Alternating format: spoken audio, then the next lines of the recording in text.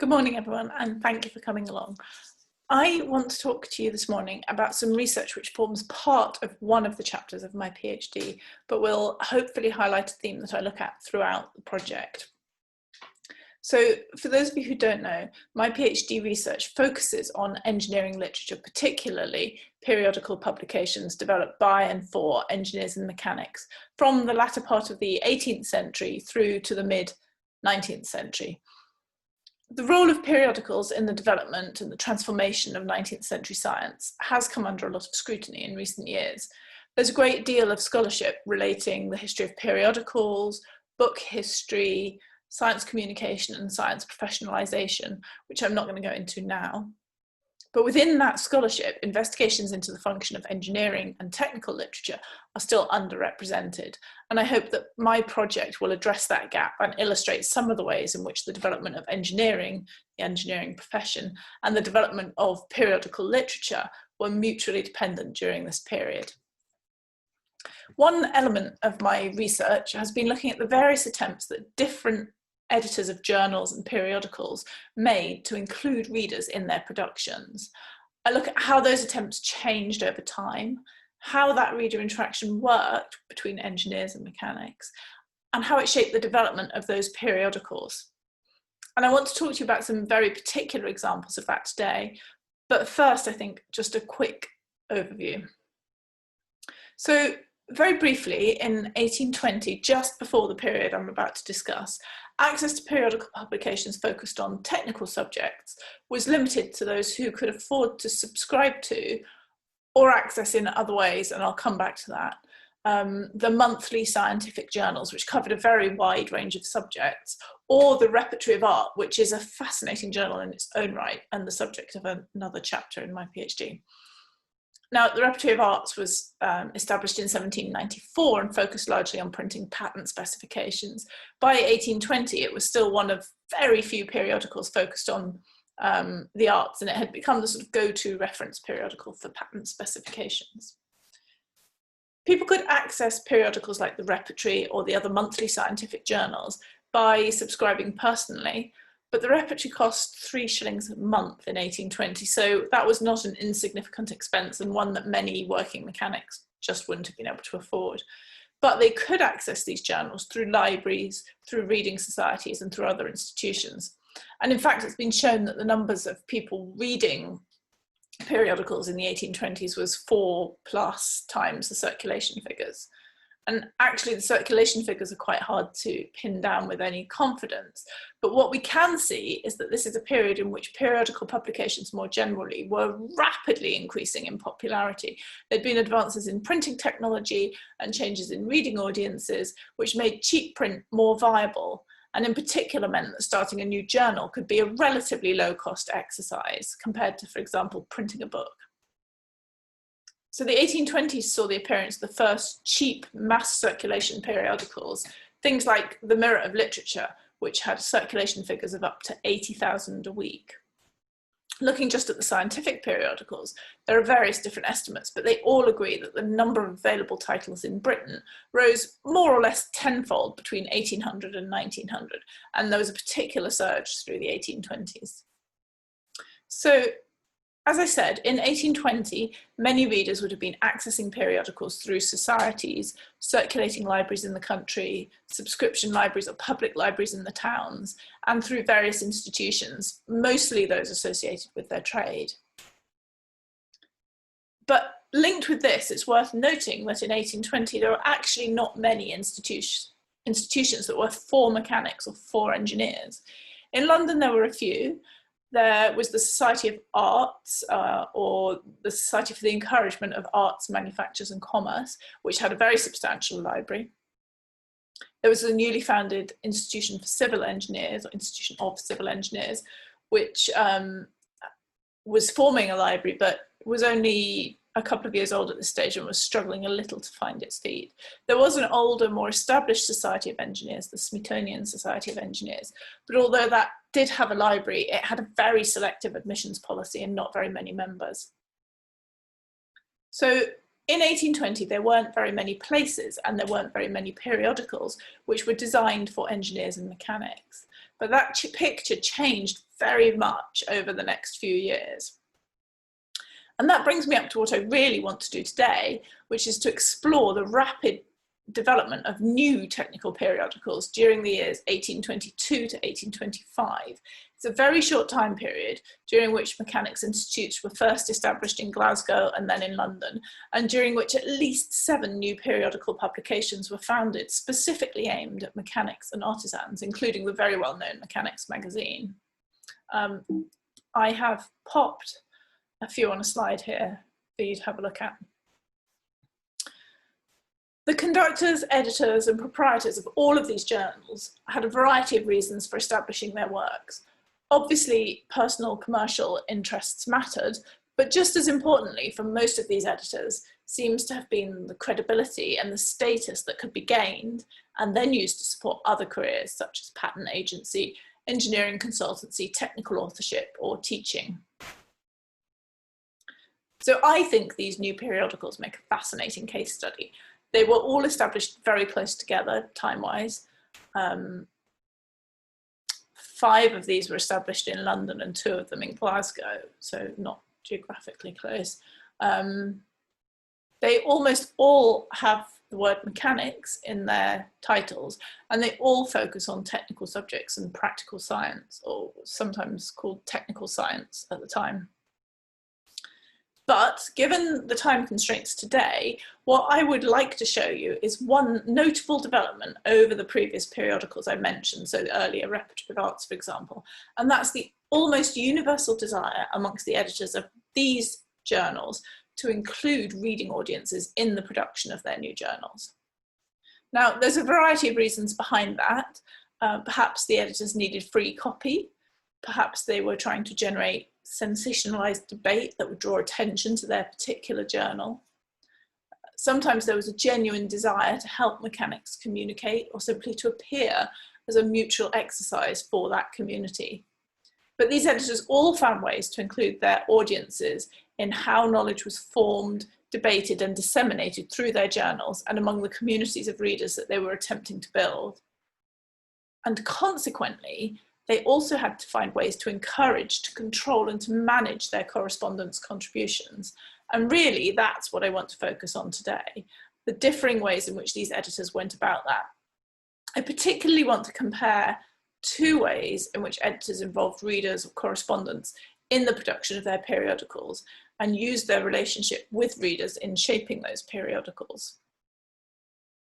So firstly, I want to look at the Technical Repository, which was a monthly journal founded in 1822 by Thomas Gill and strongly linked with the Society for the Encouragement of Arts, Manufactures and Commerce in London. The repository's prospectus highlighted that a particular qualification of the new editor was the fact that not only did Gill have an extensive correspondence network, most likely through his role as the chair of the Committee of Mechanics at the Society of Arts, but he also possessed what they described as an abundance of original and valuable materials in many volumes of his commonplace books. William Sinclair has shown that during the Romantic period, there was a revival of this early modern method of commonplacing, in which readers maintain a manuscript notebook for personal anthologizing. So they might extract and copy printed works, maybe translate things, anything they found useful, interesting, or important, and add notes. So the prospectus was implying that the periodical would be a joint enterprise between Correspondence and the editor, and that Gill as editor had the ability to sift through information supplied by Correspondence or readers, ensuring that what they described as only the fittest articles for the public eye were selected for print.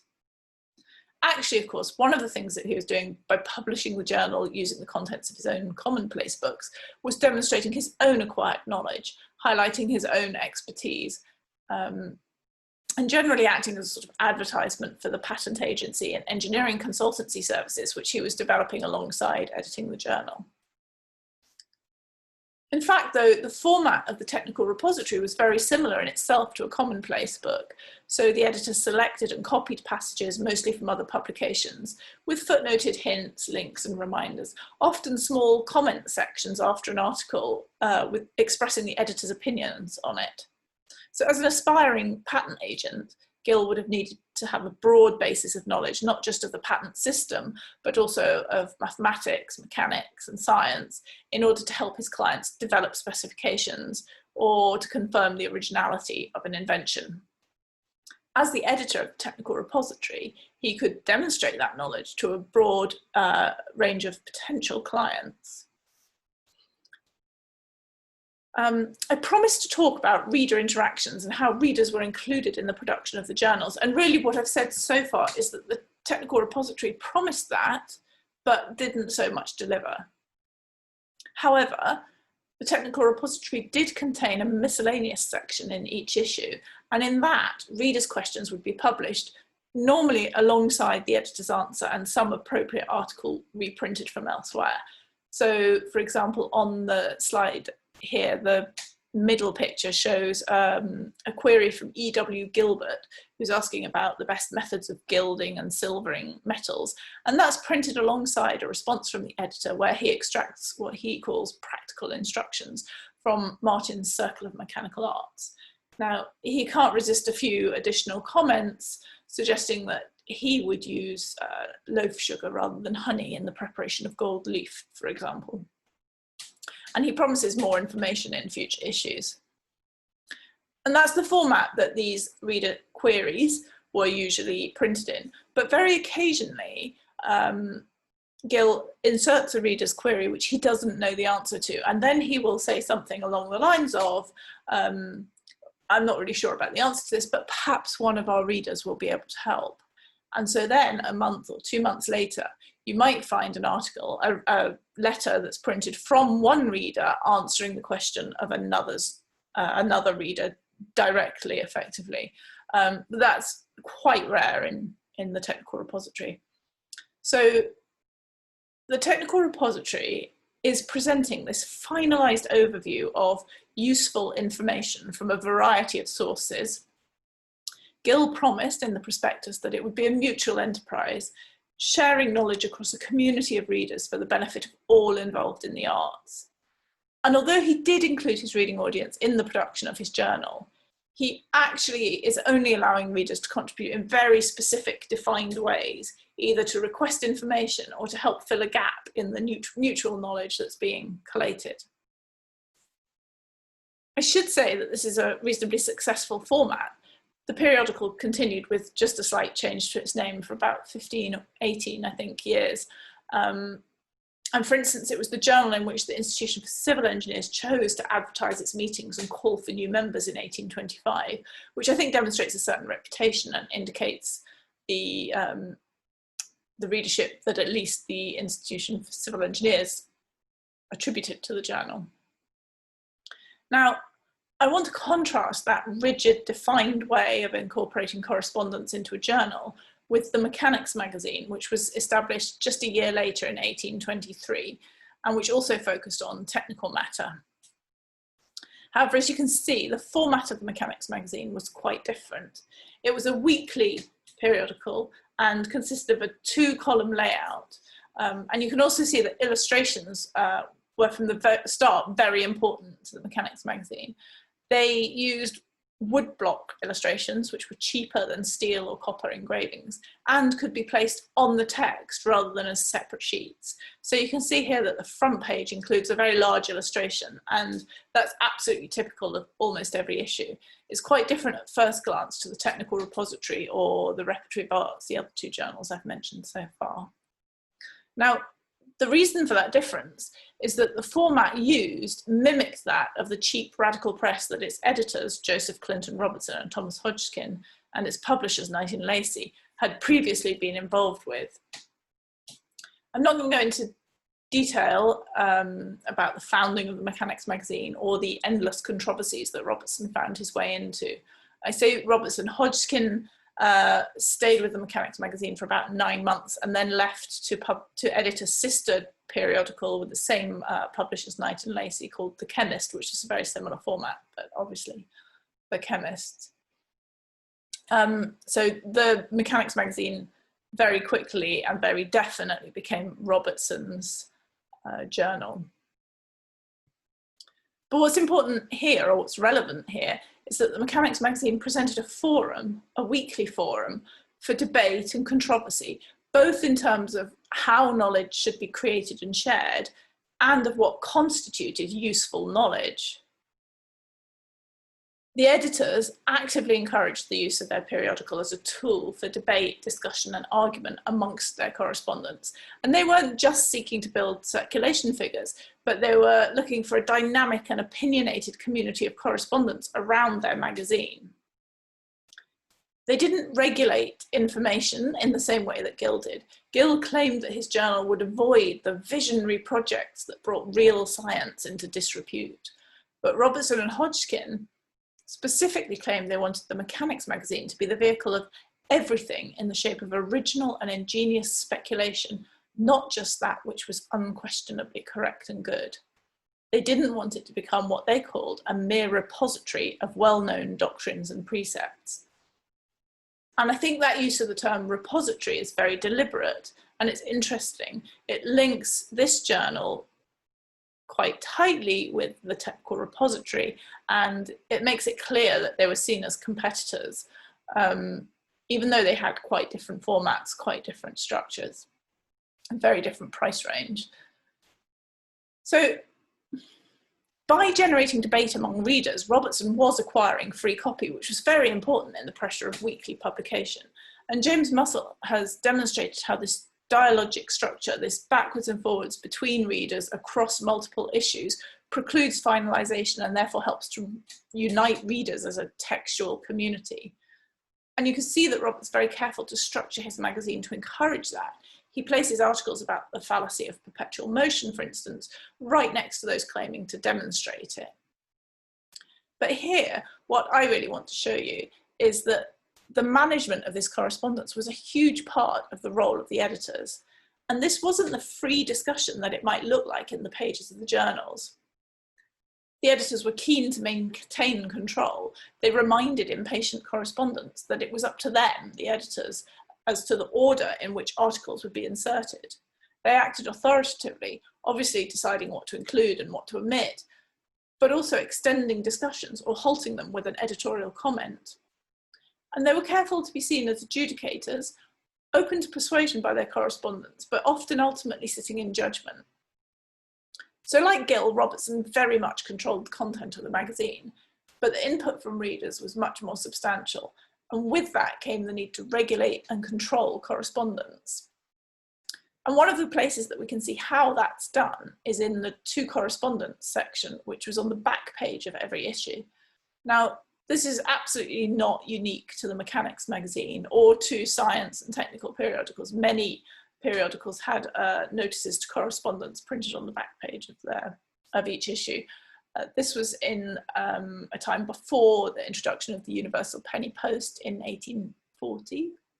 And so postage would traditionally be paid by the recipient of a letter, and it would vary according to distance and size and various other factors.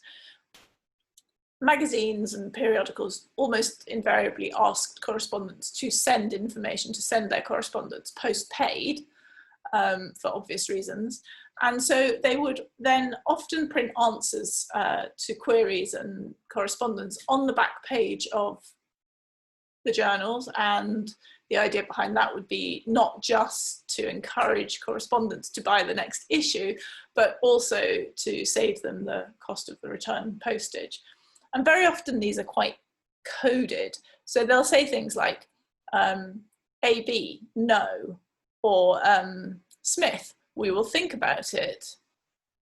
But a close reading of these sections in the journal does give us a really interesting viewpoint on some of the ways in which editors were controlling their periodicals. It gives us idea about how the editorial strategy, the things that the editors are interested in and are not interested in, and the things that readers, or at least correspondents, are interested in and not interested in. It throws up some of the problems that were associated with producing a journal, and some of the other services, effectively, that the journal provided. So in the Mechanics magazine, through this Notices to Correspondence section, the editors answer queries. They attempt to connect correspondence with each other, often patentees with people requesting information about a patent. they spend quite a bit of time correcting basic mechanical misunderstandings. It can be hard to know what those are from just the answer printed. Sometimes they request further information from a particular correspondent, and sometimes they apologise for their own communication errors. And that's a particularly interesting one, actually, because Robertson was away for a few weeks in one period, and there's this whole splurge of notices to correspondents that are apologies. So they have to apologise for attributing the wrong name to a letter, for mistakes in printing, for mistakes in engravings, for mistakes in answering correspondence. And Robertson was on holiday and then ill for a few weeks. And at one point he apologises for being away. But what you can see there is how tightly the editors of these journals were involved or controlling the way that the journals were run, and how quickly, when the editor was away, the process of running the journal could fall apart. Really, getting back into my focus, what I want to talk about is that in the Mechanics magazine particularly, one thing that's very noticeable looking at these notices to correspondents is that they were encouraging what they deemed to be good communication from their readers. So from the beginning, the editors were very aware that a lack of literacy was a potential barrier to artisans and mechanics supplying the communications for their pages. They needed to reassure and to encourage readers that they wanted to facilitate the publication of ideas and advice from good mechanics who may not be able to, what they said, may not be able to write for the public, but who would undoubtedly have knowledge or information that it would be good for the public to know. And to that end, the editors promised they would never deem it a trouble to give a readable and intelligible form to the rough ideas communicated to them. And that in itself is quite surprising. Many editors would have been rewriting articles, probably rewriting letters for their journals, but they certainly weren't making a fuss about it or even admitting to it. And here the Mechanics magazine is using it as a selling point to encourage communication. But at the same time, the Mechanics magazine was going out of its way to encourage correspondents to improve their own language skills. So hence in this to correspondence section on the back page, they praise, they cajole, and they fairly bluntly criticise their correspondence in pretty much equal measure, aiming to encourage clarity, brevity, or even elegance in their writing styles. So in one issue, for instance, TF was told he was unintelligible, and Keeling, they said they would prefer to hear from in plain prose. But another correspondent, called A Ship's Carpenter, had written to request that the editor correct the numerous errors of his pen. And this was an article which was about a page and a half long, and the whole thing was printed. But Robertson added a note praising the author and claiming that he'd barely altered half a dozen words in the whole communication, and pondering, would that all mechanics could write as well? So this pedagogic attitude was not purely related to literary endeavours.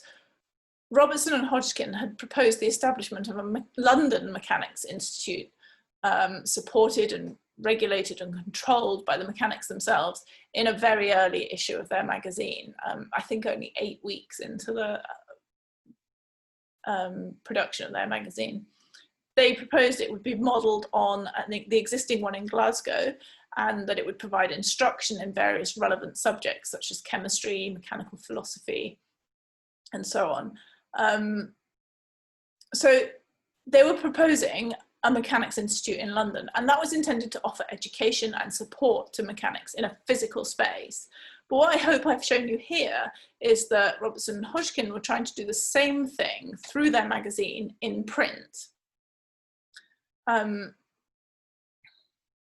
Actually, although he was an avid supporter of the institution initially, Robertson, fairly typically for him, very quickly fell out with the management committee, and he developed quite a campaign in the pages of the Mechanics magazine against the way the institution was run, claiming it wasn't being run by the mechanics themselves, but through a corrupted management committee who were only interested in gentlemanly hours and a lavish new building, rather than focusing on the library, the model room, and the educational courses that Robertson had envisaged the Mechanics Institute should focus on. It's a little ironic that Robertson was so keen to denigrate the management committee of the Mechanics Institute for not being mechanics when he was running a periodical with the tagline, "This is ours and for us," as essentially a lawyer rather than a mechanic. But I think what I really want to get across is that this paternal attitude towards the audience of the Mechanics magazine wasn't just something at the beginning of the periodical while they were starting to form the Mechanics Institute. It carried on, and we can very clearly see that in the preface to the 4th volumes. They would collate every 6 months. They collated all of the issues from that period, and they wrote a preface and an index. And you could either purchase the whole volume, or you could just purchase the preface and index and have your issues bound to keep them for future reference. So in the 4th volume, which would have been 1825, the editors used the preface to congratulate their correspondents on the marked improvement which had taken place in their writing style. And they particularly talk about 1 or 2 well-informed individuals whose first rude attempts at composition had seen the light in the pages of their magazine, but who could now write with a facility, an exactness, and even an elegance that would do honour to any work. And I think that declaration makes it very clear that the editors saw the ability to write in a manner that would do honour to any work was an important skill that they were helping develop among correspondents and among the population of British mechanics at large. And I want to point out that a big part of what they're doing in including their audience in their magazine was not just providing a forum for communication, as they claimed they were, but they were also trying to improve their audience's abilities to communicate. And I think that's all I'm going to say about the Mechanics magazine for now. Numerous periodicals followed in the wake of the Mechanics magazine, both weekly and monthly, and they all had slightly different objectives. There are 5 others on this slide, but actually they kept coming long after 1825. The editors of these periodicals were all aiming to varying degrees to adopt the same principles and to build a core of correspondents and readers who were as loyal and numerous as those of the Mechanics magazine. None of them were quite as controversial as the Mechanics magazine, and none of their editors were quite as contentious as Robertson. But even where these journals didn't survive as long or didn't generate as large a circulation as the Mechanics magazine, the Mechanics magazine by 1829 had some issues were circulating 30,000 copies, and that would have included a copy going to all of the mechanics institutes in the country, by which time there were quite a lot of them around. So therefore it would reach a lot more actual readers than that 30,000 printed. But as I say, even where these other journals maybe didn't generate that large a circulation, or they didn't survive as long as the Mechanics magazine, which survived well into the 1860s, maybe the 1870s, they did serve a variety of purposes for their proprietors, and they all did that by including their audiences in the production of their periodicals. And I'm definitely going to stop there. Thank you.